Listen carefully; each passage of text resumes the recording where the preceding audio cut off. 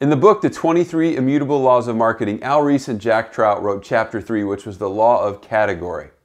Do you blend in with everybody else? What sets you apart? If you can't be number one in a category, then create a category that you can be number one in. So who was the first person to fly solo across the Atlantic?